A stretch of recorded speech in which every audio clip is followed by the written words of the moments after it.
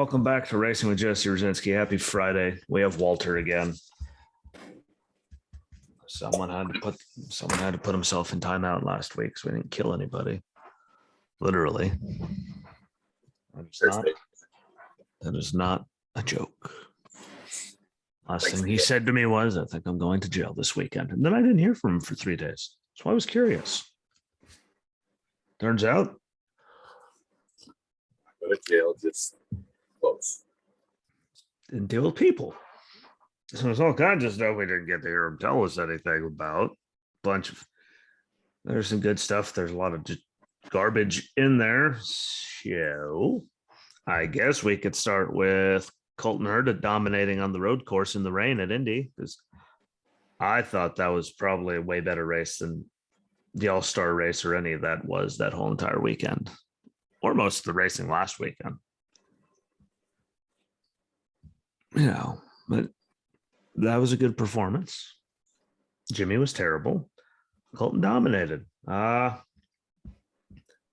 then, I have to talk about, get your take on the All-Star race. And by the way, before he starts, I just want to remind everyone how exciting it was to see Brandon Jones last weekend in the middle of the pack at Charlotte in a full 4-tire drift, smoke flying everywhere through turns 3 and 4, and no caution was thrown. Just wanted to throw that out there. Was very impressed with the drift, like you just said. As no, a I'm matter terrible. of fact, I wouldn't mind if we had a replay for that. But the All-Star race. And anyways, I liked it. I thought it was a decent race. Definitely was expecting that to go differently. But I believe it was the All-Star in 2 weeks. I don't want to get my weekends mixed up. All-Star race sucked, in my opinion. Kyle Larson wrecks out and says, good thing I'm out of there. Why? Because he can't pass. Guess what? It sucked. And if you watch the ARCA race on Friday, don't you worry. I'm pretty sure it was him, or it was the Xfinity race from Charlotte, or the truck race, where they said no one can drive that high and sideways all the time, except for Kyle Larson, to find air. One of those races, one of the drivers that was doing it even said, unless you're him, no. So when he got out of the car in the All-Star race and was like, thank God, this sucks, that's a bad sign. I don't know. Didn't that they ran the trucks the same night or same weekend, same track as the All-Star race? Yeah. So trucks were better. Now it's coming back. Now I get my thoughts good again. The truck race was good. Yeah, the truck race was All-Star great. race.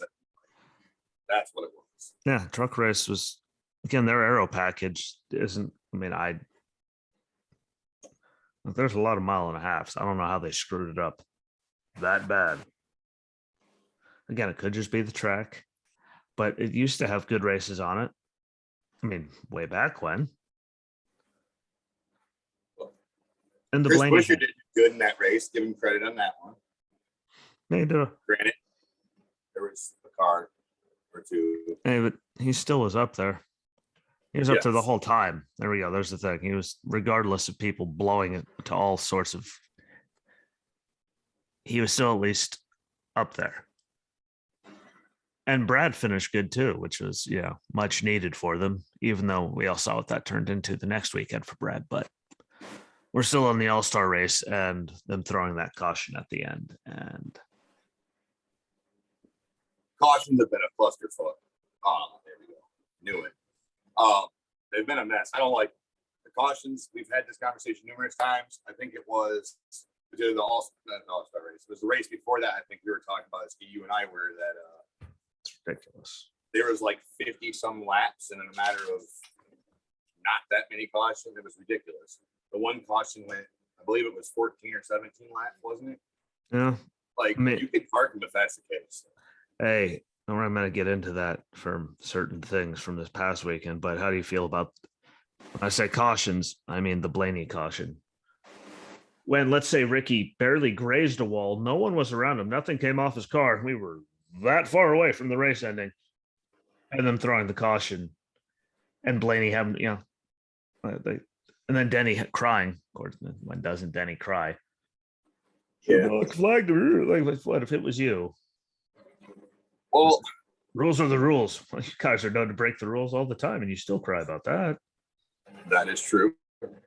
I will agree with that 100%. But yeah, that caution did. They were trying to get a better finish to a garbage race, and the only thing they accomplished was pissing off pretty much everyone. Yeah, pretty much. I mean, what do you know? Restart. Blaney got the lead. Blaney got clean air. Blaney drove away again. In 2 laps, he drove away by this much. Except this is this much on the little track map you see on the TV screen, and he was gone. There was no point in it. That was stupid. That was a waste. Kind of like the F1 race in Monaco. Whoever the hell was running that and took them an hour to do anything just so they could go out there for 2 laps under it immediately starts raining. So they stop again. So then they have to throw a side note in. Stop Monaco. I told you 2 weeks ago it was not going to be something I like. They had stopped the race because they had to shorten the race because of a local curfew. Like whoever, like you guys didn't even look at the track for an hour. And you have radar. And what did I say? It's a historic track. It's a beautiful track, but the size of the cars and all, you cannot pass there. It's not called a Grand Prix or a race when it's just follow the leader. Unless some poor schmuck like Mick Schumacher goes a little wide and blows his car into 2 pieces. Then, well, people got to pass him. Hell, he was so bad they passed him twice at the same time. Because yeah, one half of his car was here and the other half was over here. That sucked. That sucked. The 106 running of the Indy 500, no offense. That was mostly a lot of follow the leader. One for the big hits, that would have been it. And Jimmy sucked the whole time. I love you, Jimmy. Yeah, you were like 20-something the whole time. Until you wrecked. I expected him to do better. I'm just going to leave it there. After you ran, you led a lap. You were like, because everyone was pitting, mind you. And then you were like 23rd, 24th the whole time. It's not a road course, homie. Yeah, what did he end up finishing anyway? 26th or something like that. There you go. At a 33. Now, when we get to the stuff from Charlotte, though, I thought it was all really good. The ARCA race, I mean, there was a lot of cautions, but a lot of fire. For some reason, everyone that wrecked in the ARCA race seemed to catch on fire. Hell, that one guy was just driving around on lap 3. Dashboard caught on fire. There's a lot of fire there in wrecks, but was it who? Was that the ARCA East race or the ARCA? Yeah, race? It was ARCA Menards. It was number 2. Was it number 2 or 6? That was on fire. Sanchez wasn't. No, I mean, dude, like 6 cars caught on fire during the race. That's not even me, like exaggerating. Like there was a lot of fire. There was. Everyone was on fire. The dashboard melting off. That's what I was referring to. Well, you keep talking about it. I do want to give credit to Corey LaJoy, though. I believe it was him in the booth that said, I'm not going to say Ross Chastain's taken over the role of Newman in the Cup Series. No, that was Kurt. That was during the Xfinity. That was during the Xfinity. No, trucks. No, trucks. Yeah. See? It was Kurt because they were talking about Kyle just before that. Parker Chase had the dash fire on lap 3. There it is, 15. That's what it was. Parker Chase. 15. Yeah. Number 15. Sometimes I can remember some of that stuff. On lap trace. Well, I mean, Jesus Christ, there were 6 people on the lead lap.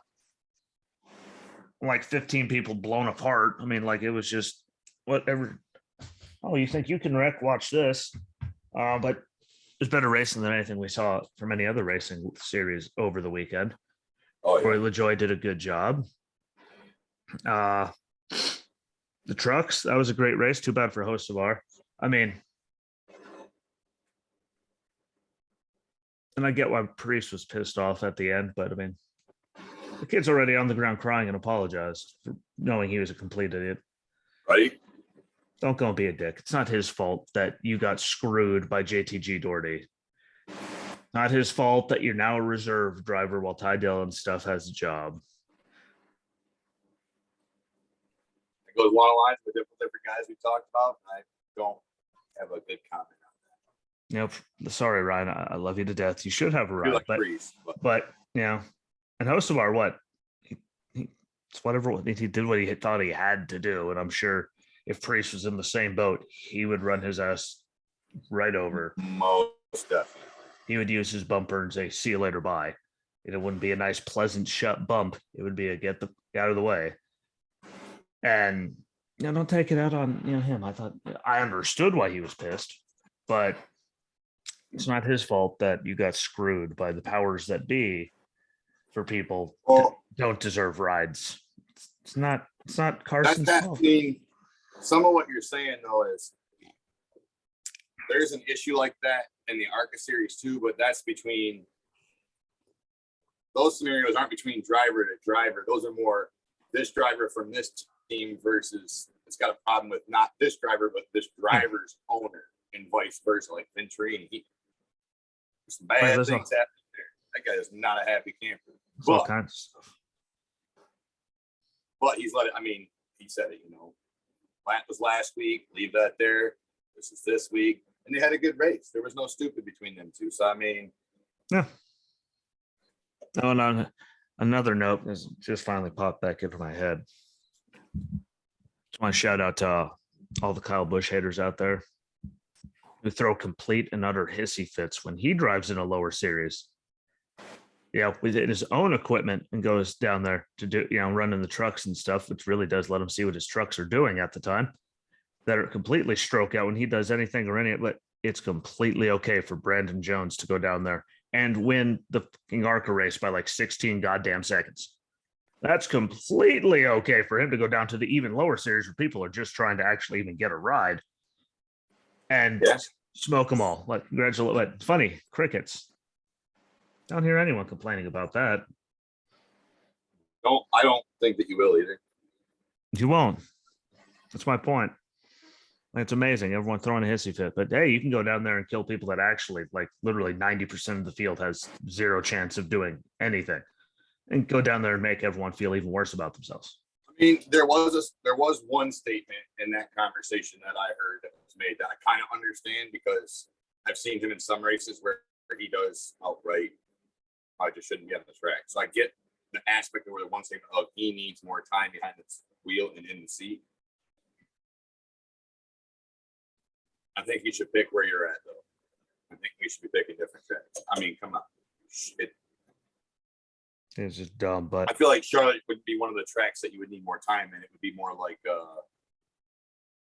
don't know, just any other oddball race. Anything that's not a super speedway. Anything that's a weird shaped mile and a half or a short track. Give him those times. Just saying, my personal opinion. I just don't. People crying is really my big one about it. But again, the racing in the trucks was good. Crafton was bad again, which is just like couldn't get anything going. Haley was terrible. And Matty D got screwed because what do you know? He's running the top 8 pretty much all night, flat tire. Yep. Still finished better than some people that didn't have any of those issues. So good on him. But when he doesn't have qualifying issues, that makes him start back in the 30s. Something stupid happens, and but he did a good run. He did do a good run. I can't take that away from him. Just like the junior motorsports guys in the Xfinity series, dominating again, 10 straight, stages won, which is just unheard of for the top 5 starters. And look at how they finished. Good on Josh Berry. And Allgaier was trying to Allgaier knew he had nothing, put himself into the wall, just trying to keep him behind him. You have to respect that, but they're killing it. And the Coke 600, it wasn't bad. I just have I have a problem when stage 2 ends, they wave the flag on lap 200 and they don't restart until lap 209. Guess what? I get it. You need 201 to get the pace car out there because they're shooting by and he doesn't pick them up until they come back around. I get that. 202, The guys on the lead lap should be in the pits. 203, the guys down the lap should be back in the pits. 204, they should all be picking what lane they should be going into and restarting on 205. What the hell were you doing for the other 4 laps? It's not like there was a giant explosion and that's what caused the stage to end, because there was an explosion and fire and car parts everywhere. You literally did pit stops. It doesn't take 8 laps. That's where I was going to go with this. We had this talk 2 weeks ago because there's no reason it should take more than 4 laps. You know, I'll say, yeah. Now that I will take, depending on where you are. There's an exemption. Obviously, if there's a car that's in 175,000 pieces, yeah, you have to just stop it for a minute. And depending on what track you're on. But doing this whole yellow and running it and wasting, it's like, now wait a minute. Now you're killing the whole racing aspect of it. You start taking 8, 10, 4, 11, 20, 18 laps away at this race or that race and this race. No, you can't do that because you're killing the racing aspect when there's anywhere from 20 to 55 laps gone for a yellow flag. Yep. There was a lot of that, sadly. I mean, but the racing, thank God, was good. I mean, they did make up for it because people were passing and there was multi-lanes and there was good racing. To make this conversation easier, for the Coca Cola 600, the amount of race percentage-wise that was ran under caution is 21.8%. There you go. Or the 1/5 of that race ran under caution. Now, in their defense, the big one, I get that one. But that goes back to what I said. When Busher was sideways, was on his roof, they stopped him on the front straight away, got all that done. And they're picking up the rest of the pieces from the other cars at the same time. And it still shouldn't have taken nearly as long as it did. If you look at it, that wreck was literally the caution before the end of stage 2. So you look at that wreck, which there's like 73 cars wrecked. And literally over 20 cars wrecked out of the race. 13 cars in that wreck.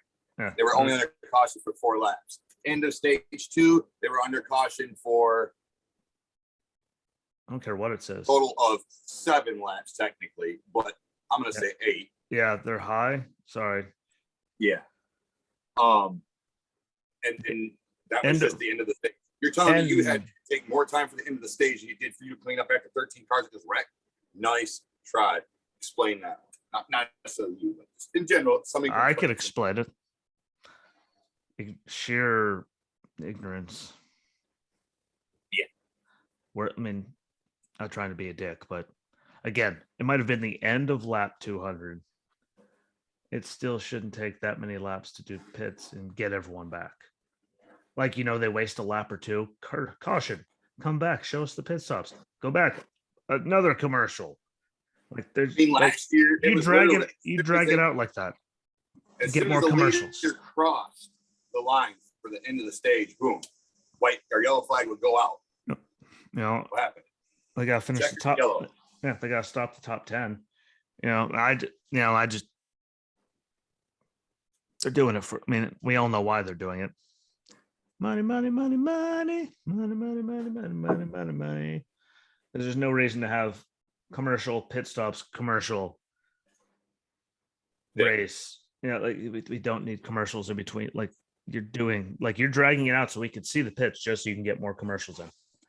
And that's not helping. Granted, the racing was much better and it looked like they were building a grandstand in turn 4, like they were expanding. Good. That's a good sign for the sport. At least someone's needing more grandstands. But yeah, there's no excuse for anything they did. The race was still good, and the races at Charlotte were still better than anything from the weekend before or even Sunday. Because again, Monaco and the Indy 500 just, they have the prestige, but Scott Dixon shouldn't lead most of the race and then finish back in the 20s because of, pit sequences. Thanks, Jimmy. Thanks a lot, Jimmy. And that brings us on to our favorite topic, which is anything that we missed that happened because I'm not buying Dirt Vision or Flow Racing. They already have enough money. So going back, we're going to start at the beginning here for the last 2 weeks. and super bikes, we missed a race in Virginia, which I did give the results to the super bikes at the Virginia International Raceway. Well, then, long story short, they have an upcoming race on the 3rd through the 5th of June. That's at Road America in Wisconsin. Beautiful track, Elkhart Lake. Yep. Then after that, we have. There was no time for That ain't working. All right, here we go. So we had the doubleheader at Red Mile, the American Flat Tracks on the 28th and the 29th. There was a doubleheader, so there was Red Mile 1, Red Mile 2. They were having trouble with the website. I'm going to see right now if it'll reload for us. Just want the results. Just give me. There we go. There you go. All right. So the one that did pull up was the doubleheader race 1 Super Twins. That was Dallas Daniels. I couldn't get the other part of the website to load. I don't know if it's my lovely infrastructure or if it's their website, because that's the only one that acted up. I don't know. I was having some weird stuff yesterday when I tried to share Tony Stewart and Denny's duel at Sonoma a few years ago. Like just that last half of the lap, it's just sitting there tweaking out of me. They're like, but I played it and it worked fine. It's like, so apparently it's you guys' page that sucks. A lot of that stuff lately. Supermoto, we do have an upcoming race coming up on the 9th through the 11th. I bring it up now because it starts before our next show. So just I do one on. I'm doing one on Monday, but Supermoto. So like Captain Mashburn. That's going to be at the Republic of Texas Motorcycle Rally in Austin, Texas. Watch out for weirdos. Yep. Race last weekend from motocross, the old Foxway 1 in Pala, California. That had a. Ooh, there we go. I had a woo. Right? You like that? They the overall for last race, not last lap, we had for the 450 class, Chase Sexton took first, Ken Roxon second, Christian Craig third. The 250 class was Jet Lawrence first, Hunter Lawrence second, and Joe Shimoda third. Shocker. I'm still trying to figure out why my DVR doesn't pick up Supercross, because I definitely have it on record. It's not, I don't think it's on regular TV unless you have Mav. I don't know. They play a lot of replays. I don't even get the replays. I tell them to record the replays. I get nothing. They suck. God bless that thing. But when I say record new only, it doesn't record new, but it records all the repeats of every race. Like, that's my DVR. My DVR has Tourette's. Then you also have upcoming next weekend for motocross on the 4th. Not next week. Yeah, tomorrow. Or this weekend, I should say. We have in Hangtown Motocross Classic in Rancho Cordova, California. I have a feeling Lawrence's will do good there. Shocker. What? Shocker. And then you can always most definitely Roxon. Anything outside of Supercross. Roxon, Rosen, whatever the hell his name is. Hey, do you think Jet can learn how to not fall down? Do you think we can have that when he's doing this? Maybe. Probably not. Probably not. But he doesn't know how to not fall down. Then moving on to GNCC, we had the race in Milford, Ohio on the 21st to the 22nd. That was the Wisco John Pinton race. Here we got our results. For ATV. Oh, we're out of order. There we go. ATV class, we had Gavin Chapman took first, Owen Sullivan took second, and Marshall Creel took third. I wanted to bring that one up specifically. on the first guy, Gavin Chapman. He's from Madison Township, Pennsylvania. Heyo. Thought you'd appreciate that one. Unless they're near York, then I don't appreciate it. Then I just want it to go away. The next race. It's a weird series. It's not my fault. It's a weird. Yeah. It's a weird city full of like really just weird people. It's not my fault. They weird me out. They're really weird. The next race is the Parts Unlimited Mason Dixon in Matthews Farm at Mount Morris, Pennsylvania. That'll be on the 4th and 5th. So tomorrow and Sunday. Coming up for NHRA next.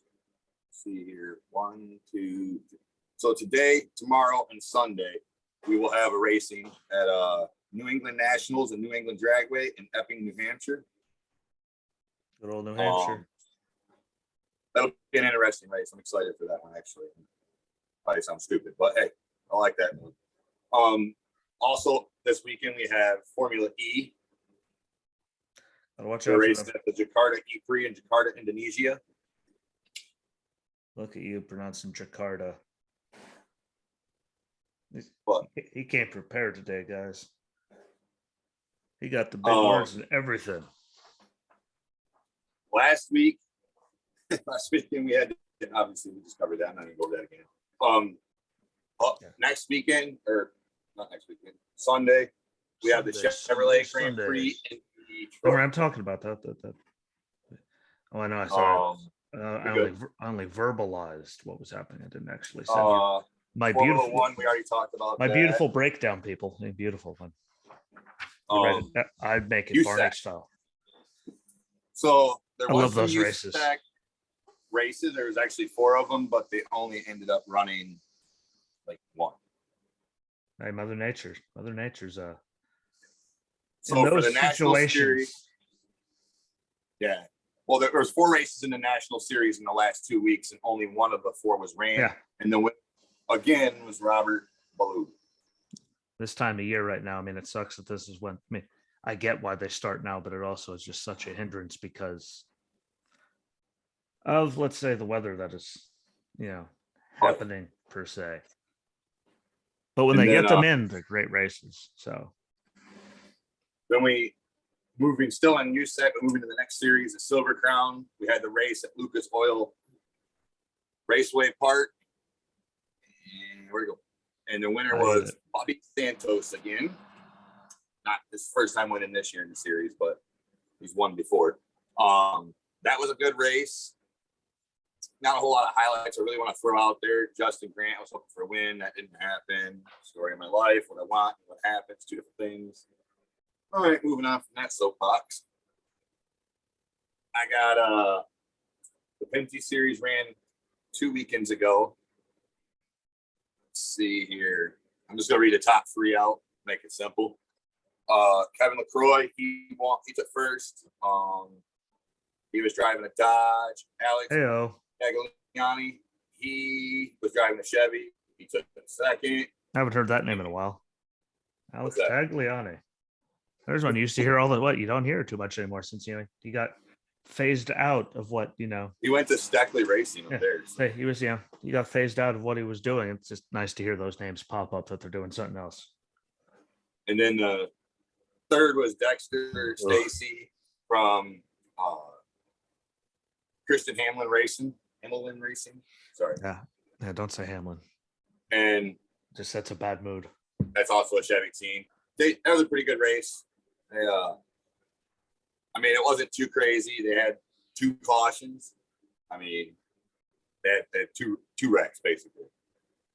A wreck in a stock car technically, but hey, could have been worse. But in the 57 lap race, there was 6 different leaders. So well, at least there was that.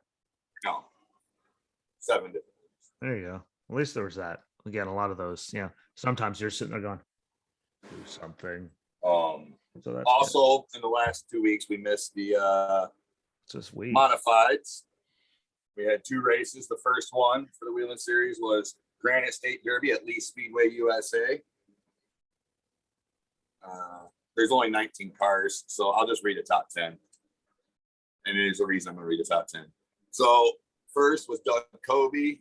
Second was John McKinney. Third was Matt Hirschman. Fourth was Ron Silt. Fifth was Jake Johnson. Sixth was Kyle Bonsignor. I can never pronounce his name. And then seventh was Austin Beers. Eighth was JV Fortin. Ninth was Eric Goodall. And 10th was Justin Bonsignor. And Justin and Kyle did really good in that race. There were some really good races between them and other people. I was really pleased with how that race went. I was actually pleased. I really enjoyed watching that over a lot of the cup races here in the past year or two. Anyways, let's see. There was 5 cautions.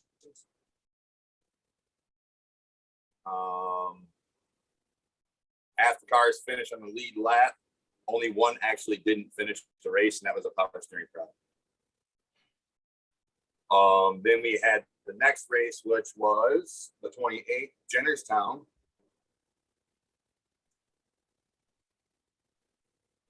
And there we go. The top 10 of that race was Mike Christopher Jr., Tyler Rakima. Third was JD Fortin. Fourth was Andrew Krause. Fifth was Tommy Catalino. Sixth was John McKinney. 7 was Max McLaughlin. 8 was Justin Bonsignor. 9th was Ron Silt. And 10th was Craig Lutz.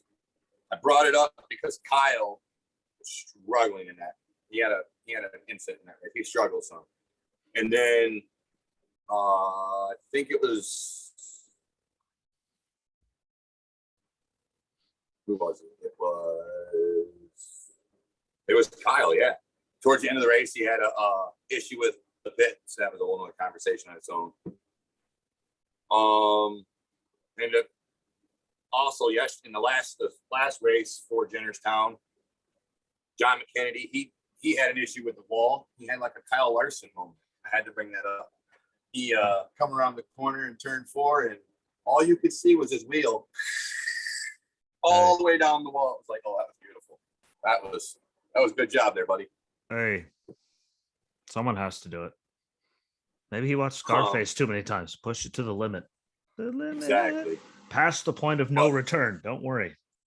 The race between Mike Christopher and Tyler Rakima, that last 50 laps, if not a little bit more, them two were racing literally the whole time. Like one didn't like pull away, come back. There was no falling off like that. It was true racing through that whole last batch of laps. It was a good race. I liked it. Outside of that, you covered the ARCA race on the 27th already. Lots of fires. ARCA East. All right, I got that wrote down. I got that wrote down for this weekend. Yeah, that's what I thought. Yeah, I got the off fleet. I got all that. Carry on with you, sir.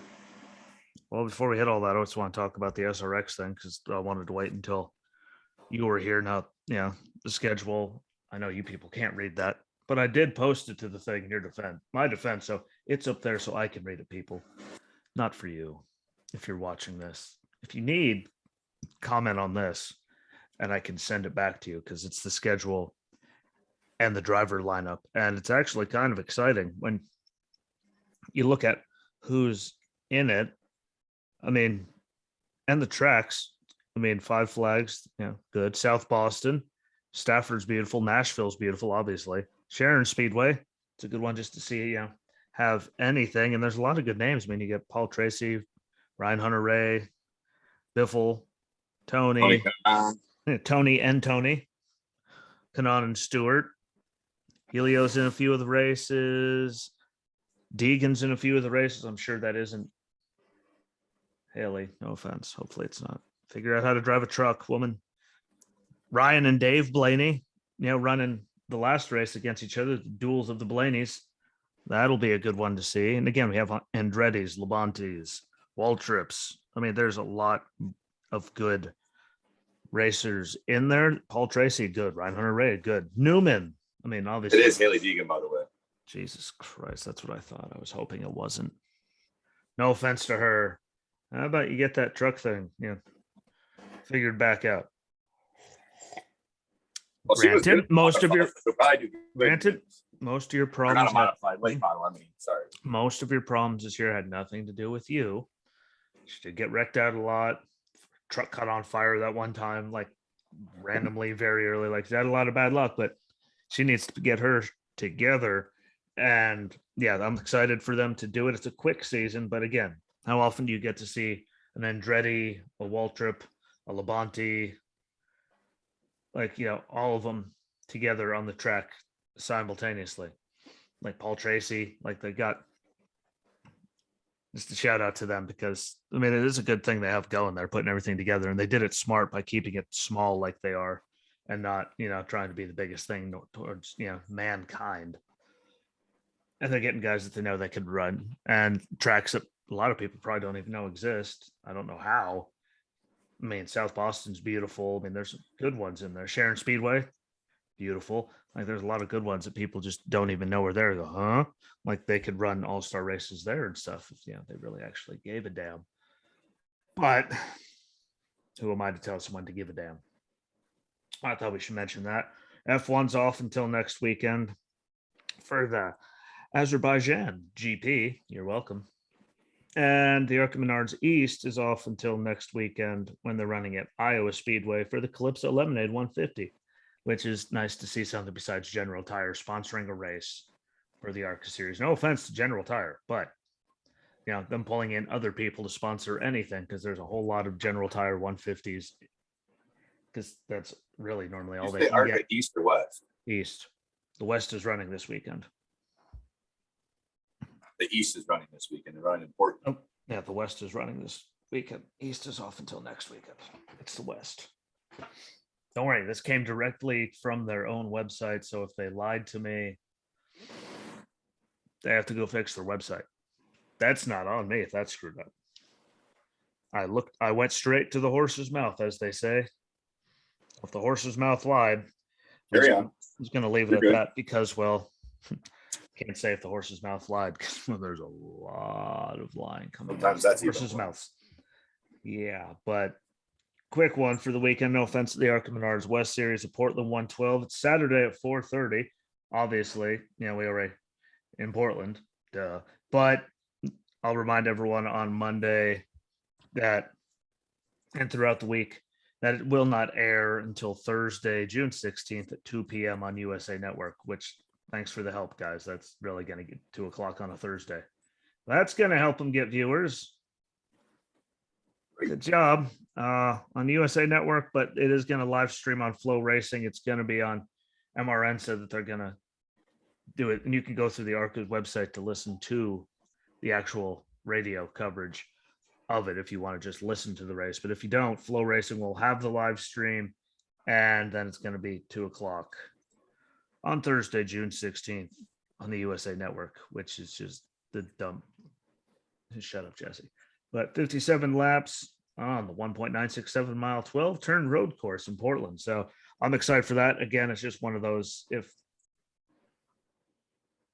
the Xfinity series is there, like I know they're recording it, but you could do it. Like then you're going to have people doing commentary. You guys, they're going to be automatically doing commercial breaks, like timing wise, like it. Let's do the damn thing. Like FS1 has what you guys have. Capable FS1, FS2. What there's all kinds of FSs. Yeah, put it on Fox Business. No one watches that anyway. No offense, but they deserve to be on TV. But that's all I'm going to say about that. Hopefully, it's a good race. Again, I've never actually seen anything on the Portland International Raceway. Granted, I had a few off years where I couldn't watch anything because I was married to the Antichrist. Let's say the anti-griddle. It's because I always wanted an anti-griddle. Who doesn't want something that gets that cold? But moving on into the IndyCar series, this one's for Walter. The Chevrolet Detroit Grand Prix Sunday, 3:30 p.m. on NBC and also USA, allegedly from their own thing. I saw something that said USA Network. Not sure how true it is, but NBC is the home of the NTT IndyCar series, and USA just happens to be one of their things. So I don't know, but it's going to be on NBC from Raceway at Belle Isle. There you go. What I'm going to try to make it sound as nice as I can, because putting a dress on a pig. Belle Isle is pretty nice though. 70 laps. I'll give you that. I mean, they sure as hell wouldn't be having an IndyCar series go there if it wasn't nice. But 70 laps, 2.35 mile, 13 turn, temporary road course. Let's go. Like a lot of the road courses, a lot of these guys run on what temporary road course. But last year's top 10 was Pato O'Ward, who again he had a good Indy 500.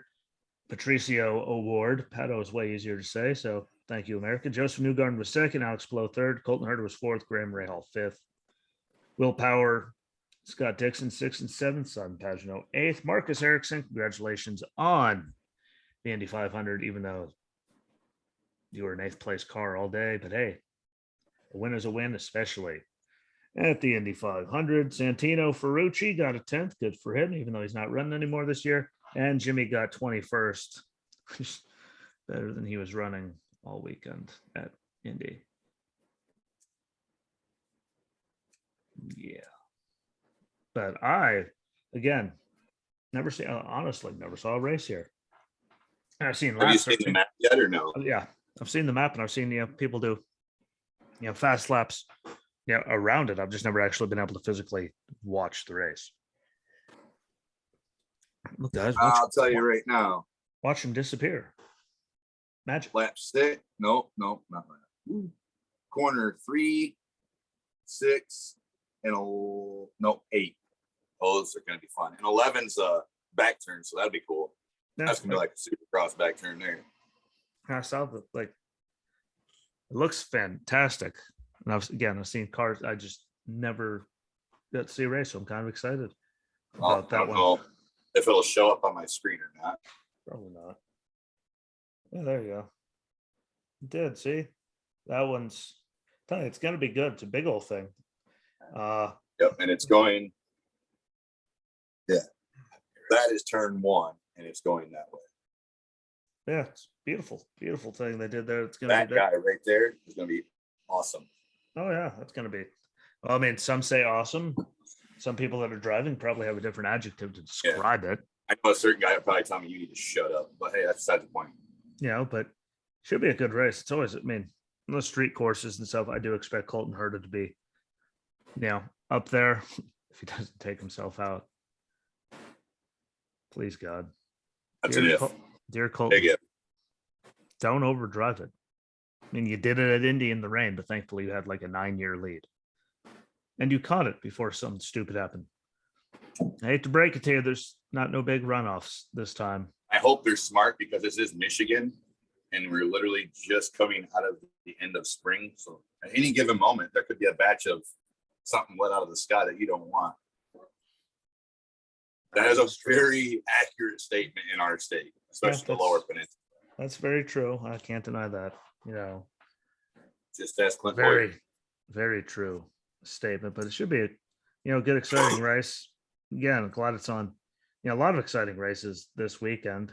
I think that is a fair assessment to say. I never liked. There's a lot of series racing this week, and there's even more series that we don't necessarily always cover that are racing too. Yeah, it's physically impossible for us to cover everything. So, if I got my dates right, I think today's the Preakness, the third of the Triple Crown, isn't it? Or second.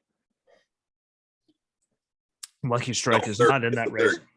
It's the third, because today. The last one was whatever the hell. But there was no Triple Crown winner this year. Yes, because hey, Lucky Strike, Lucky Strike, whatever the hell you are. Only they didn't make them run in it, and I respect that. I don't blame.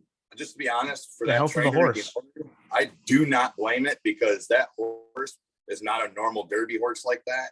They weren't even confident to run in the top half of the Kentucky Derby, let alone winning. You see, anyone that didn't watch the last, millisecond of that race, he went from dead last to that dude hit Nas. Now, there's two here.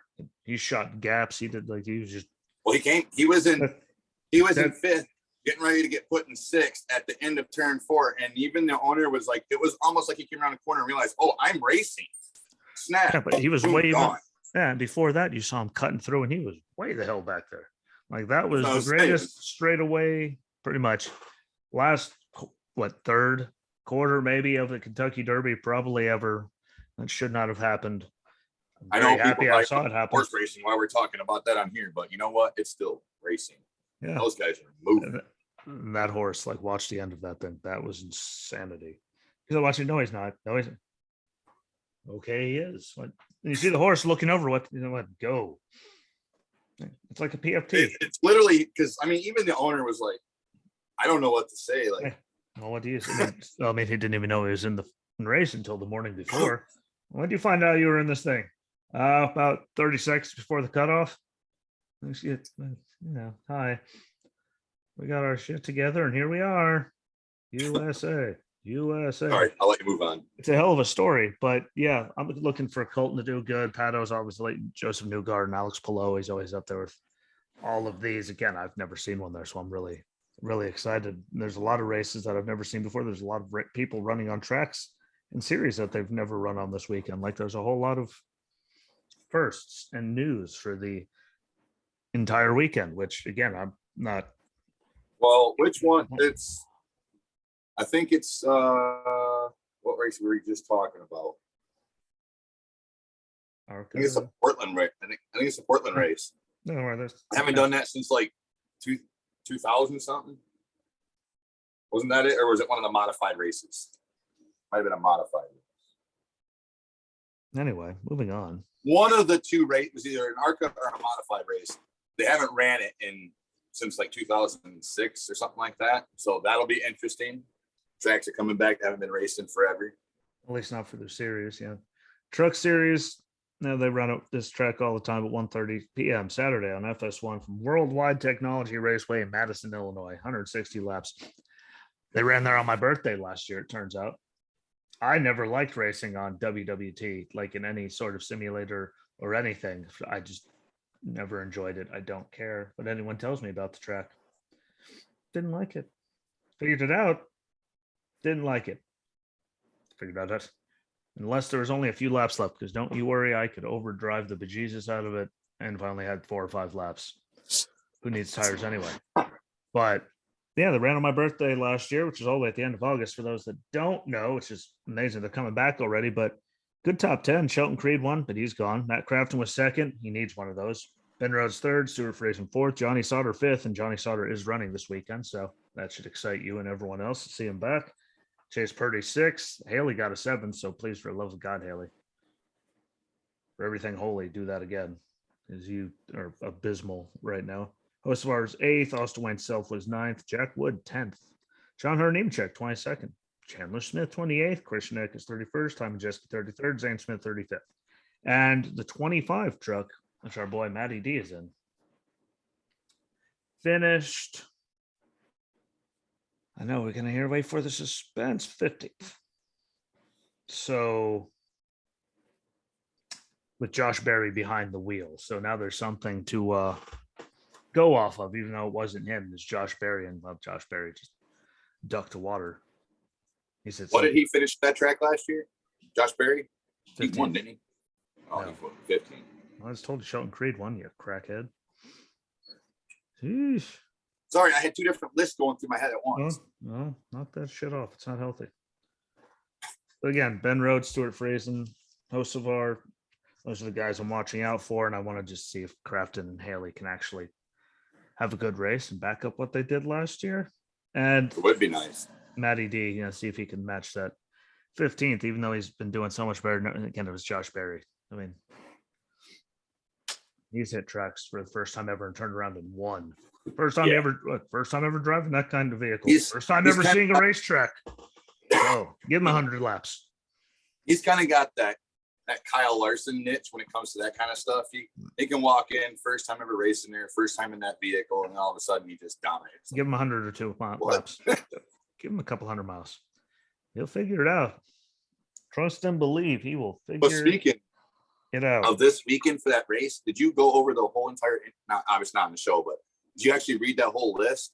I'm a little confused because on the entry list, Brendan Poole, according to this, he's running 2 different cars at once. I want to know how that works. He's driving 2 cars at once.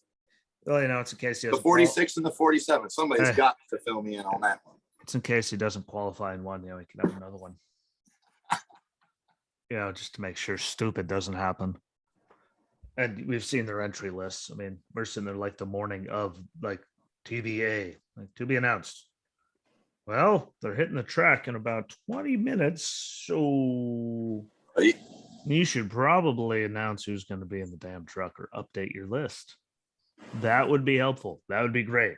Are they good at doing their list? No, they're not good. Oh, I'm saying in other races. Jesus. Oh, pay attention, Walter. Follow. I know he took a week off. Follow along. Get into the program.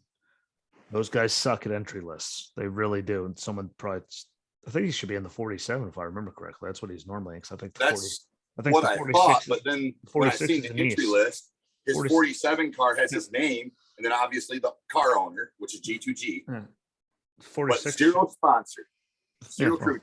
So the 46 should be a Nice truck, I think, isn't it? Sounds like their number. I don't know. According to this entry list for this weekend, both the 46 and 47 are falling under G2G Racing. But I'm pretty confident that is not accurate. Well, again, they have it all screwed up, but see what everyone does with it. Because again, I don't like the track. The racing there, I have no problem watching the racing there because 1.25 mile, you do have to beat and bang on each other, a bunch to get each other out of the way. And I'm okay with that. I just hate driving on it. Give me 3 more seconds. I'm looking it up to find out why. Hate driving on Got it. track. So the 47 he was in originally, it was withdrawn from the race. So they had to bring in the 46 car. So the 46 truck. Sorry. So they didn't just, They just withdrew it. I don't know why. They couldn't, I don't know. Fix the entry list. Take what? You literally go delete. Trust me, I know how to code things like that. All you have to do is just go like this. And guess what? I had to bring that up because I was like, It doesn't bother me. I know how their entry list sucks. Oh my God. They're terrible at it. They're not good. They aren't. No matter who the hell puts them up on their website, they're still like, it's not that hard, people. 45, 44, 42, and 40 are Nice. There you go. See, I knew they had a bunch of them. But yeah, you just go like this, and then you go like this, and you hold, and you go. And you find this little key up here and go. And guess what? The truck is no longer on the entry list. Exactly. Literally. Yeah, I had to bring that up because I was like, I gotta tell them. You gotta scroll. I just moved on from it. Didn't bother me. They suck. That's why I don't like looking at the entry list because they're just terrible half the time. Up to the day of. Now, sometimes we're about to go racing. Practice to be announced. I'm pretty sure you guys know. Why? Because you're about 10 minutes away from practice and qualifying. So pretty sure you know who's in the truck at this point. Call me crazy. I could be off, but it's a fair assumption that you should know. They've definitely backed off on like the strict. I don't want to say this. The strictness of their way of doing that, or their policy, their process, something has changed over the past few years. They're not accurate or efficient anymore when it comes to the entry list, data, anything like that. They've fallen behind on, I feel like. You got to wait a day and a half sometimes to get like anything readouts. Like, and then sometimes they're either on or they're off. I don't get it. I really don't. It's not that. You got computers keeping track of everything for you. You don't even have to do anything. My scattered brain does a better job. So someone gets penalized and you have to move them back. Ooh, that takes about. Sorry.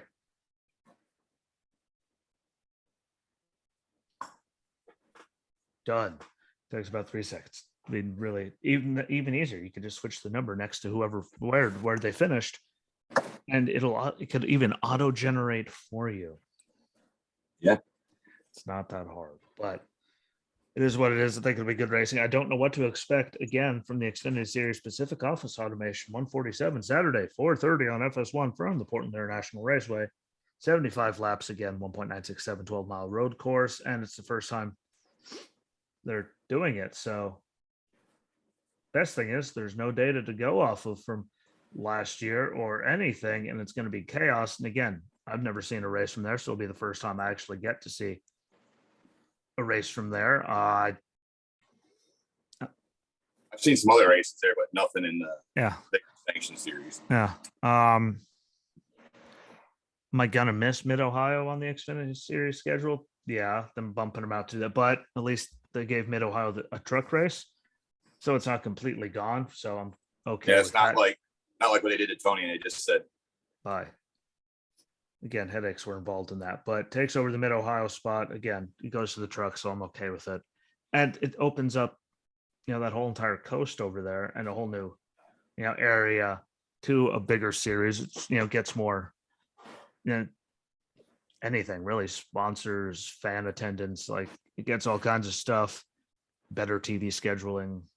It helps them out immensely. I'm excited about it, but we all know that AJ is going to be good. Allgaier will be good. Clements will be good. I think Clements will be good. That's how he got his first run. Pretty sure his first win was at Road America in the piss pouring down rain, it was outstanding, and he got the win. At least I think in my head, Road America sounds right. When I'm looking at the track in my head, don't you worry, people. That's how nuts I am. I could sit there and still see it right there. I don't know why I stand up half the time, but I can still tell you all those things. And I think watch out for Austin Hill because he ran good at Coda, which seemed to shock, even though he says he doesn't like them. He still runs good at them. And then Lally and LeBay should have good runs because they're always up there. I don't think they're going to be anywhere near the win, but they'll be good. Haley ran, that'd be Justin Haley, not Haley Deegan, always ran good in them in the colored cars. Gregson will be, he's normally at least in the mix of things and all these things, but really, there's nothing to even compare it to, which is why I'm putting money on AJ and Clements and them to figure it out. They'll figure it out before everyone else does. Again, with how much practice time they get, 10 minutes, 20 minutes, whatever it is, that before qualifying, like they don't get a lot of time to get their hands wrapped around it. So people like Aiden and Jay automatically already have an advantage. And no matter how much simulator racing, I'm sure they've been burning the simulators to the ground this week trying to figure it out. But I'm excited. Again, will I miss Mid Ohio? Yes. Was it good racing? Yes. There you go. Yeah. But, is it nice to see them, broaden their horizons and, get new people and new eyeballs on the product? Yeah, because that can only be good for them and they need it. I hope that'll work for them. I really do. That'll be an interesting track actually for the Xfinity series, I think. Yeah, like it's completely it'll be interesting. To see Barry. Yeah. And again, see what he can do. Because he's not really like the greatest, but again, he normally at least figures it out and runs decent no matter where the hell it is. And no matter what the hell he's in. This is one of the few racetracks I'll say that's probably definitely not in his wheelhouse, if we want to put it like that. It's being fair. Not his cup of tea necessarily, but he figures it out. And he figures it out better than most people. I'm sure they've also stuck him in a simulator throughout the week. Oh, sir, I'm sure him and Sam have been melting the simulators. They've been on it so much. It'll be a good race. I'm sure everyone is. Thankfully, the Ford guys, they don't have to worry about too many cars. So it was easy to get Riley in the Ford simulator. Because last time I checked, let's do some math here. Yeah, I'm pretty sure he's the only one that's there to even attempt to use the Ford simulator for. Yeah, that. Him. One other one, I think that would be as we go like this. Him. Yeah. Riley Herbst. He needs a teammate, but something. Yeah. So Riley Herbst, he probably used the simulator for sure. It's easy when you're driving for Ford. Sieg, I'm sure he did. Oh yeah, so Chevys though. I think. Yeah. No. Ryan Sieg and Darren Dilley, they're both Ford. Sorry, the only time I see Ryan Sieg is when he's wrecked out or done something stupid. But anyways, do they really count? Him, I don't think they really count.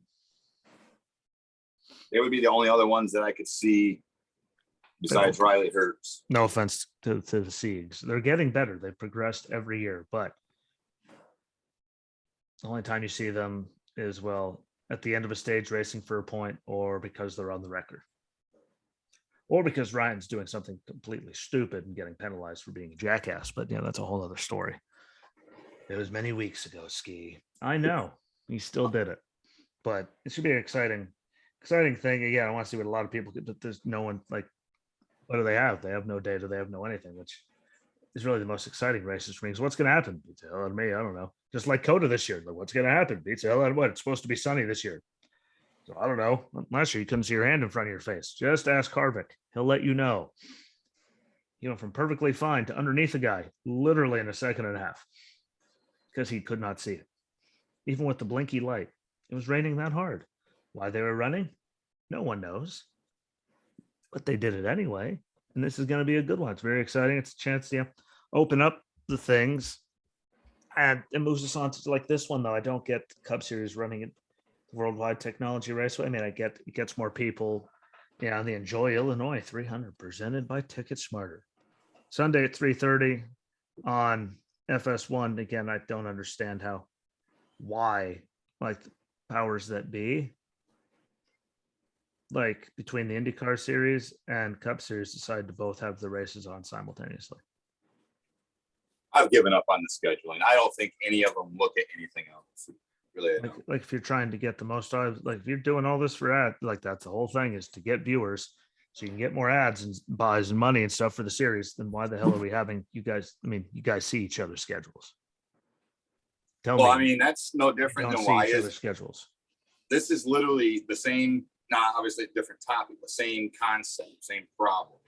You look at the Ford Performance Group. We've talked about this. Why isn't Stewart Haas and Penske and RFK down at the ARCA level going, hey, I need this team, and this team to get their stuff together. We need to work together. Let's do. There's so much they could be doing at a minimal amount of effort that could change everything for them. Yeah. Ford is nowhere near drawn together like Chevy is or Toyota. RFK, I mean, they need to figure out their own stuff before they start worrying about anything else. No offense to Brad. Part of the group, like, I know, like, but they need to figure this shit out. Yeah, well, all around Ford does. Stewart can go down there. Penske, I don't understand why they don't do more. And I'm not necessarily saying they need to start a team. I'm just saying they need to work with these. Yeah, smaller, but like, hey, my problem is they had. I mean, Stewart Haas, yeah, they pull out another car for Kevin or them to run every once in a while for the sponsors. Yeah, make Hunt Brothers Pizza happy and all that. You see Kevin, you see someone down there driving it every once in a while. Penske, I mean, they used to have way more cars in the Xfinity series, but they've drawn way down, which then again, we lost more Fords and they lost more competitiveness, which is why you pull people up. And they just, I mean, they're pulling people up out of Fords to throw them in Toyotas, man, just ready to go. Like, I don't get their program. We've gone over it a million times and they don't seem to make it any better. Doesn't always make sense. That's definitely for sure. They could be a lot better. Hell, maybe I can call them out and they'll shout out Tyler Reddick. Thank you for liking me and Sheets. But I think it'll be exciting. I mean, again, it's the first run there. I mean, when I say exciting, I mean just to see everyone figure it out. And we all know Larson and the Bushes and Chase Elliott and the Byrons and Chastain. And probably Logano. Recchi should be up there. See if he can get a fifth straight top 10. So good on Recchi for 4 straight top 10s for that team. Good on them getting it together. But yeah, those names, like, if it's not Larson, Carter, Kyle, Chase Elliott, Chastain, Logano, Byron, I mean, yeah, those are going to be the ones up there on a mile quarter track like this. Again, I hate racing on it, so it probably takes away the luster, but I'm excited to see what everyone can do, and I'm excited to see what Harrison Burton does, because I still love talking trash. Want to know why, Harrison? Because even before the damage last weekend, all the mayhem that happened, you were back there in what, late 20s, 28th or so, and it's just like the Ty Dillons of the world. 20 cars wrecked, literally 20 cars wrecked out of the race. Over half the field was gone. and you could still only pull off an 11th.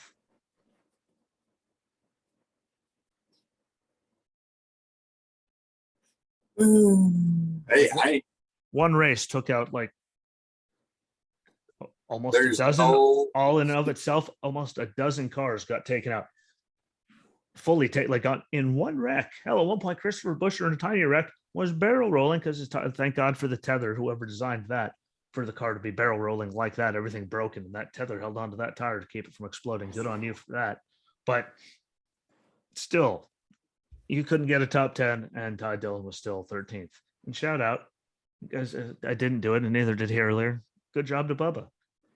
Because before that, he got taken out in that big one. He was running up there in the top 5. Like he was actually, he did run up there. He was running, I think he got all the way up to second at one point. Like he was up there, and that was none of his doing. So again, that was bad luck. And he ran good. I called this. With Kurt being there, there was no reason why Bubba couldn't do better. Yeah, and again, shout out to him because we didn't mention it from last week because I was trying to get through it, but Bubba was running good until Bubba. I'll even say it, until Bubba got taken out. It wasn't even of his doing. Bubba got the shaft. So good on him. Everyone says I'm mean to him. Good on Bubba for running as good as he did until calamity broke loose. Yeah. No congratulations. It's kind of like Daniel Suarez. He was doing somewhat. He was doing good till he went sideways, and he went sideways, and he got hit. Then Buescher got hit, and then Buescher went flying through the air. Oh, look, he's flying. Buescher, Briscoe. There's a lot of good, dude. There's 20 of them. Like half the field was literally Daniel Suarez, and then who drives the 38? That's Michael. No, Todd Gilliland. Todd Gilliland, yeah. So those were the 4 that were involved with that wreck. He just couldn't. Other big wreck though. Todd Gilliland just couldn't catch a break. He hit everything. Sorry, everything hit Todd Gilliland. Yep. Well, both. Screw it. That was just nuts. The whole entire race. There's way too many big ones, and it wasn't even caused by anything. But what really got me was the amount. Let me see if it's on here. Let me see if I can count it real quick. There's 13 in the one. 2, 3. They cleaned that up. 4, 5, 6, 7, 8. There was 8 cars that just all by themselves, individually throughout the race, it just spun out. What's up with that? Well, I mean, it's kind of like if you really want to be technical, even the 7 did that, but it actually ended in an accident. So it could have been, a lot of things.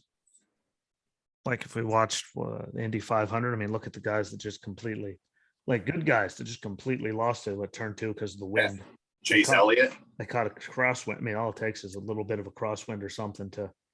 All the guys that just spun out like that, openly spun out. You had the 77, the 18, the 7, the 23, the 2, the 5, the 9, 4, 16, 8, and then 14. That's all the cars that spun. Again, could have been wind, cross seat. I mean, they could have seen, hitting those seams sometimes when it's that hot. Well, also something that Kevin brought up. Low air pressure. The bumps. Oh, yeah. I mean, you hit a big bump and there's a wind right there. I mean, but every track. He said with a tailwind and that bump. Yeah. Everyone. No matter what car you were in, you were going to have trouble. And again, there's no way to, they get rid of the bump and try to grind it down. It just normally doesn't end.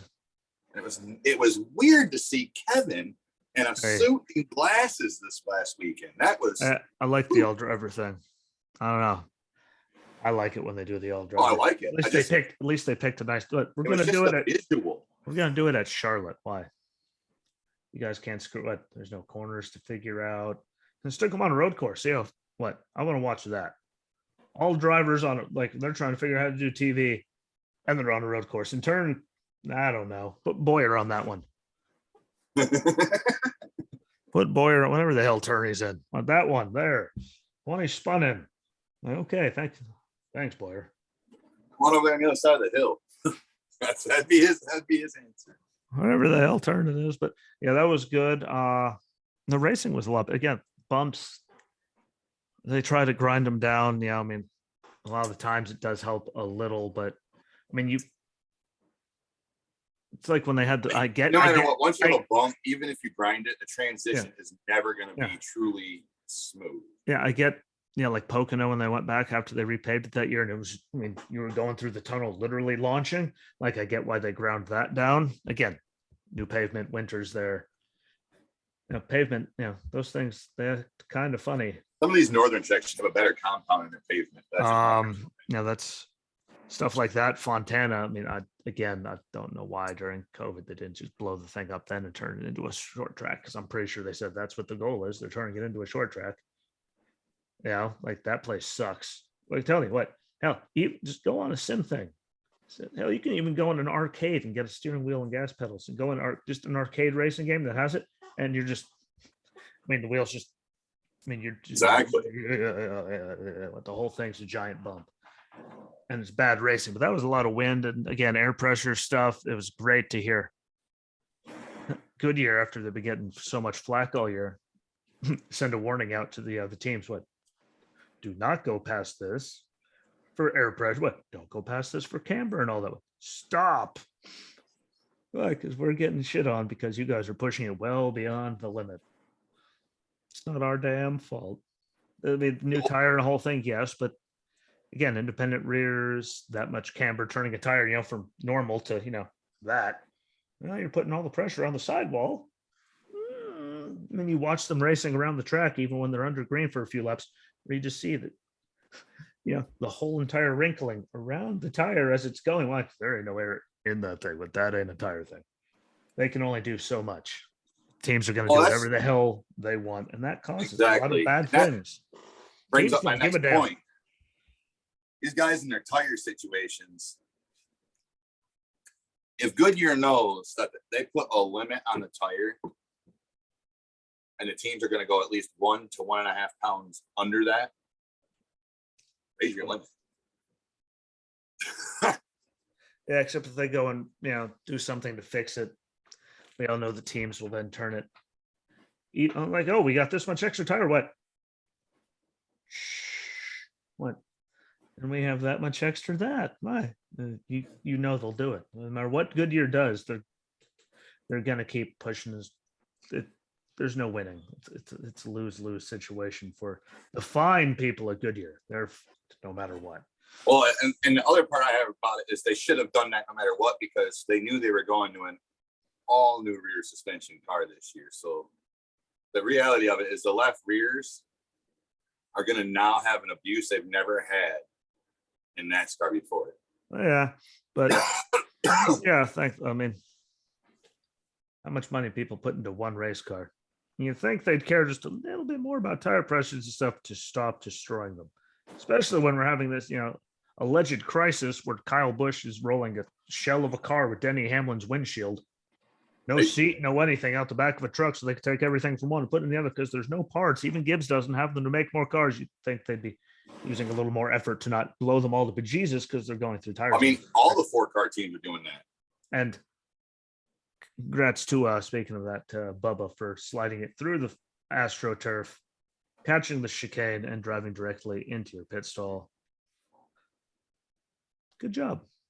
That was, that was not Bubba doing Bubba things. That was good job, Bubba. Yep. I mean, I don't know how you conveniently happen to have that happen to go through the, the AstroTurf, to have a hole in pit road and your pit stall is right there. I mean, sheer dumb luck, but you did it. So congratulations. Harrison Burton, not so much.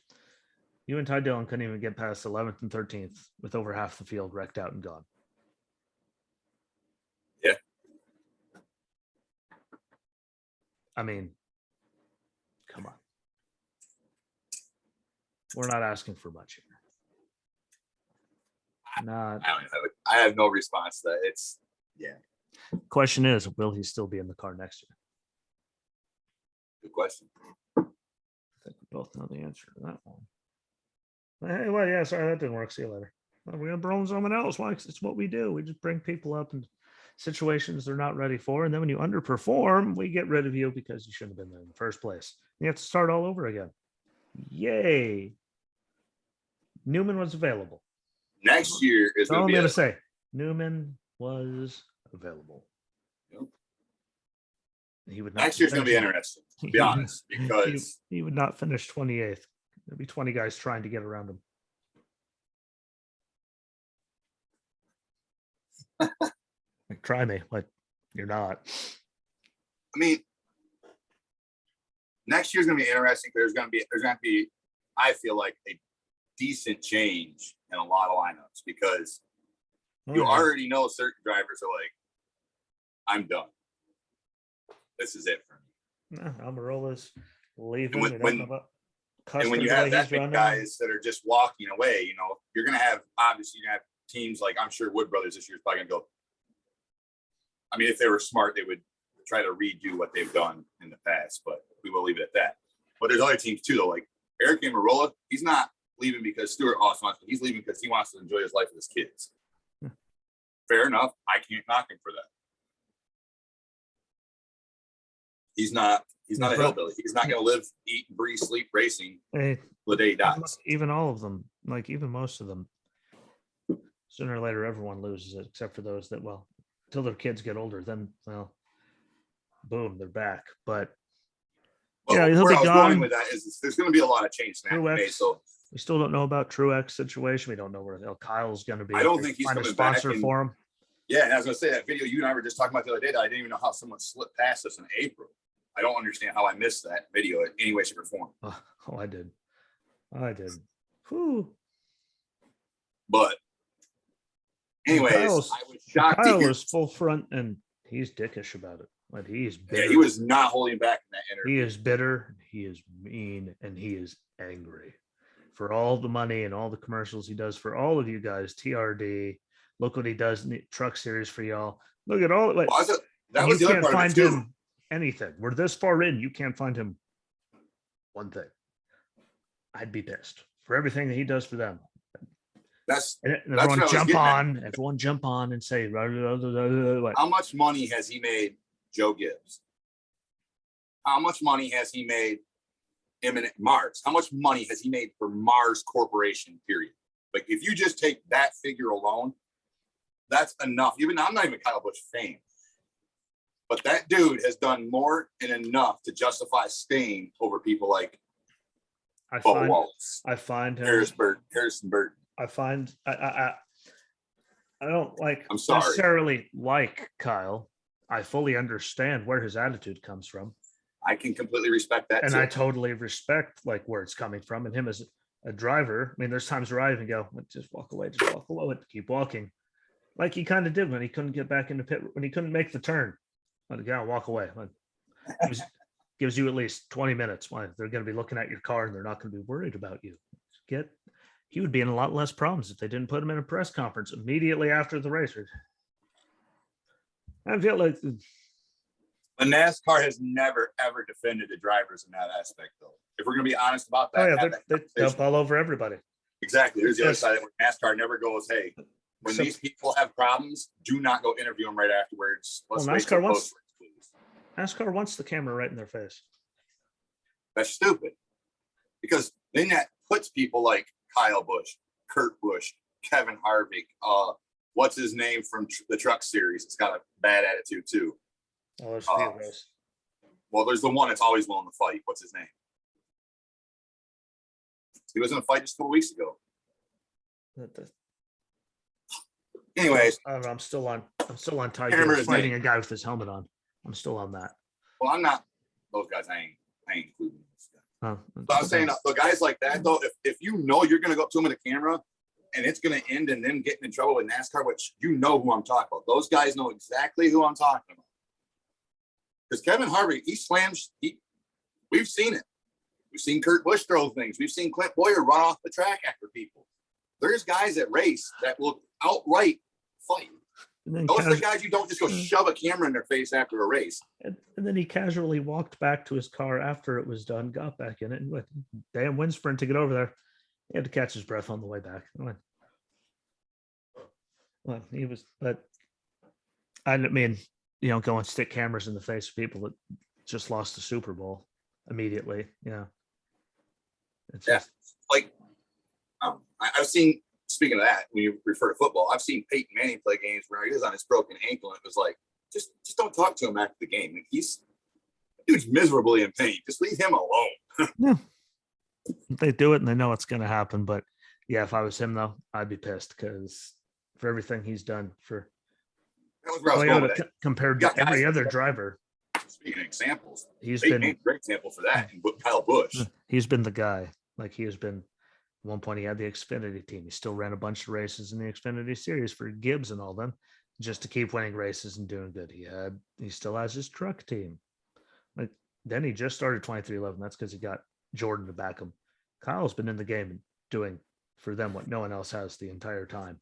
And that's after this many years, I'd be pissed because they knew that it was coming, that Mars was leaving. I knew since last year, which means they've really known. I'm with you on the whole Bubba Wallace thing. I'm curious to see if he stays at 2311. Like Eric Almirola could find, and people like, and well, at least he's competitive, I guess. Well, I know, but Michael I'm Annette, referring to one of the owners. If Michael Annette could keep a sponsor for that long, like with the way he ran, I'll be damned if you guys say you can't get Kyle anything comparatively. Everybody makes fun of me.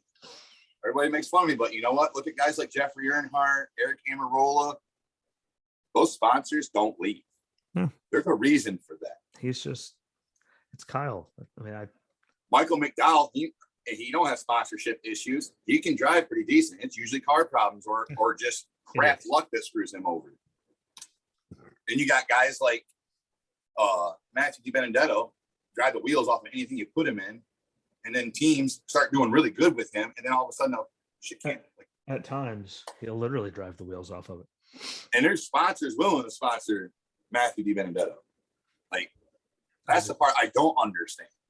Never will. We'll see how it goes. I mean, again, though, to close out the whole entire thing, I understand hating losing more than liking winning. Winning is great and all. Losing just brings a whole nother emotion level. Winning, coming in second when I don't know. Some of them drivers you just listed, though, or driving in garbage for even forever. Kyle. There's sometimes things happen, and like at the end of the race, even if he doesn't win, he's still a decent attitude. It would be nice to win, but it is what it is. This is where it was. We were running like this anyway. There's days he has that, but on the days they absolutely, they're not having a good day. He's just look at his face. At the door by somebody or something. You can see his face when he gets out of the car. Like, I think we'll interview. We'll get him tomorrow. We'll get him next. Highly ridiculous. Let him fester. On NASCAR's behalf. Yeah. I mean, I think so. You could tell. Just like when Gregson walked down. Gregson went punch or Kyle. Again, Fontana Auto Club, whatever the hell they called the damn thing at the point. When he was walking down pit road towards the gauntlet, he's going to hit him. He's going to hit him. It's not just NASCAR. I got to be honest. It's not just NASCAR. He's going to hit him. Look at Paul Tracy. Yeah. They do the same stuff to him. Has a bad race. What do? Shove a microphone in his face. Gonna hit him. That's so smart. He's gonna hit him. And then Joey comes up and is like, hey, what? You can see the way he was walking. He was getting ready to kill somebody. Why anyone be like, hey, buddy, or anyone stick a camera in that person's face is beyond me. But hopefully he figures it out. And we'll see how this weekend goes. Lots of new races. Ty Dillon, Harrison Burton. When 20 cars wreck out and you can't finish better than 11th and 13th, you're the problem. There's only 38 cars in the damn race. Over half the field left you alone. And you still when that choice was finish made, better than the last 7 to 8. Come on, man. Just a little bit. Mind blown. I mean, come on, man. Definitely crazy. God, and that's where I'm going to leave it because those guys suck. Are they doing hometown heroes this year at every race? Yeah, there's a different every. Okay. You can tell because Five Flags has Pollard, South Boston has Sellers, Hirschman's at Stafford, Williams is in Nashville. I can never imagine who the guy is at Pevely. I can't imagine who that Schrader guy is. No idea who that could be. And then Dave Blaney at Sharon. And otherwise, there's a few that change, but obviously between Tony Kanaan, Bill Elliott, you're right, Elio Castro Neves, Kenseth, and there's a few but that's the one where it's consistently that's their only race they're running. So, and just a side note to Tony, tell me why on your website the only driver's picture that's black and white is Michael Waltrip. Oh,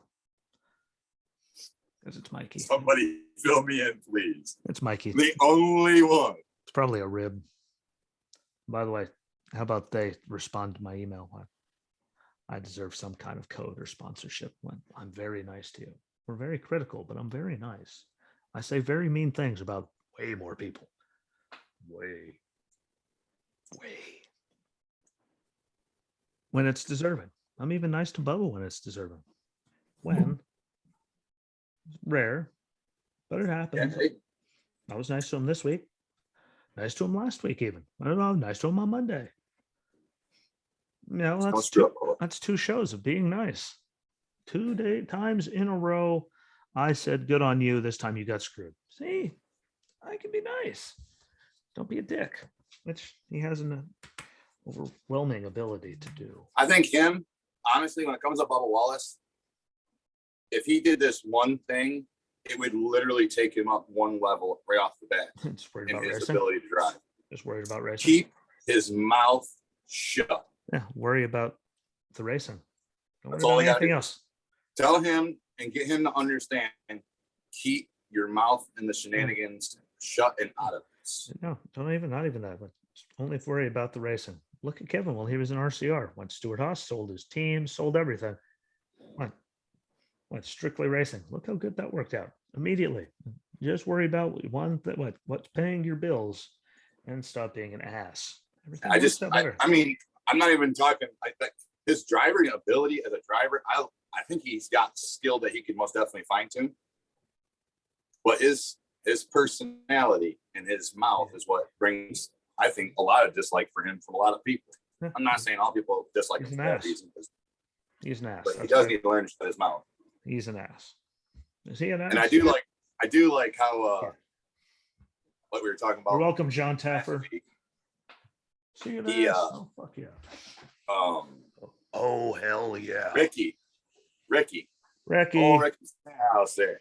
Hey, he had a lot of nerve to say what he said about Kevin. And I hope Kevin didn't hear it. Because if Kevin heard it, which I'm sure at some point he did later in the week, I'm sure that's not going to be a pleasant thing when it comes back to him on the track. Hey. Tried to blame everything on Kevin. Hey, Ricky's just trying to figure out what it's like because he got 4 straight top 10s. Has he ever done that in his career? He's just suddenly he thinks he's up here again. Like, no, bro. How about you do it consistently? Then come and talk to us. Because there's been years where Kevin has more wins than you had, like top 20s. So, well, I mean, there's a couple of years where Kevin did more in 1 year than Ricky's done. There's been years where racing where Kevin's won more races than Ricky had top 20s, which is just abysmal and embarrassing. So we'll leave it at that. I mean, there's even tracks where I'm confident Kevin has won more races than I think Ricky's raced at that track. There's a couple of them. And beautiful way to end it for me. My last words. Ty and Harrison Burton looked like garbage and couldn't even get top 10s with 20 or so cars wrecked out of the race. That's the bottom, right? Last. I'll leave it at that. Support your local racetracks. Yeah, there's a lot of them going. Like all you gotta do is look it up. Look up racetracks near me. All right, most of them all have websites. They will pop up. They will tell you exactly that you can click on the schedule button, and it'll tell you everything that's happening in your local area to see if you want to go. And if you for some reason can't find it, ask one of us. Exactly. And I say ask one of us, I mean ask me, because this bum doesn't have Facebook, Instagram, Twitter. He doesn't have any way to actually get a hold of him for him to know. So it's better I don't have social media. Message me, and I will figure it out. And it's easier to share stuff when you have it. But thank you, everyone. Thanks, Walter, for actually not having a mental breakdown and being back this week. Thank you for not going to jail. Appreciate it. Thank you for not hitting anyone, no matter how stupid they are. It's always a good thing. I didn't get last week was a simple statement. There's a simple statement goes with last week, me not being here. If people would care a little bit, just give a few percentage every day and just try to do what you're supposed to do. Yeah, but why would people try? They don't get paid to try. Just try. They don't get paid to try. And everyone, we're officially on Amazon Music. I don't know why I had everything else that I do on Amazon Music, but we're on there. We're on Castbox. We're on Stitcher, Breaker, Radio Public, Pocket Cast, Good Pods. Keep it going on Good Pods. I like seeing that nice iTunes. number for indie sports. Apple and Google Podcasts, Spotify, Anchor. Videos are on YouTube and Rumble, and I'm going to put them because he's here on Facebook page and Twitter. Follow along on those ones. Racing Rosinski. It's really easy on Twitter.